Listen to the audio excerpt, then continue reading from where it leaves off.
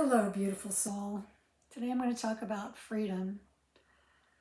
Well, we think we know what freedom is, but do we? Here in America, we say we live in the land of the free, in the home of the brave, which I question every day when people and politicians do crazy stuff and we are confined and scared and unequal in the amounts of freedom that we get. I'm not going to talk about that today, though. I am going to talk about what is it like to feel free on the inside of yourself. You may feel that if you are in a abusive or unhappy marriage that you're not free. You may feel if you are in a job that you have no potential for growth or you're not getting the raises that you want, you may not feel free. There are a bazillion ways that you may not feel free. I want to encourage you to recognize that you have a choice. You can choose to feel free.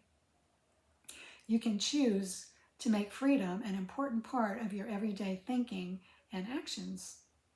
Think of Nelson Mandela. You all know who he was. He was in prison for 27 years, totally not free. Abused, spit on, abused. Nelson Mandela achieved a sense of freedom within himself. He kept himself alive. He kept himself free in his own mind so that he could survive that ordeal.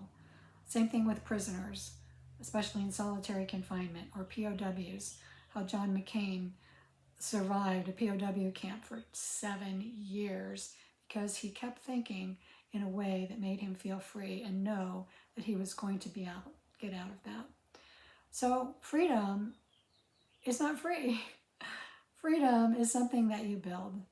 In countries that need to be free from oppressors, they have to fight for their freedom. They die for their freedom. Freedom is not free. And even in your own personal life, freedom may not feel free, but when you achieve freedom and the attitude of freedom, it will feel free. So I encourage you to do what you can to tell yourself and act in a way that you feel free, free of the old you, free of the constraints and the obstacles and the old patterns that kept you bound, that kept you going around in circle on that little gerbil wheel in the head, right?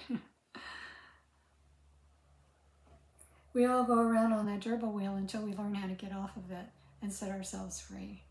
One of the ways to get free is to not succumb to addiction, to the easy way out, to the fast and pleasurable, immediate pleasurable way out, but to delay your gratification as much as you can in the ways that hurt you, to delay gratification for eating that extra bowl of ice cream or that extra hamburger or that, gambling that extra hour and losing all the things that you've accomplished. And, there are many ways that you deny yourself freedom. There are many ways that you cut freedom out of your life.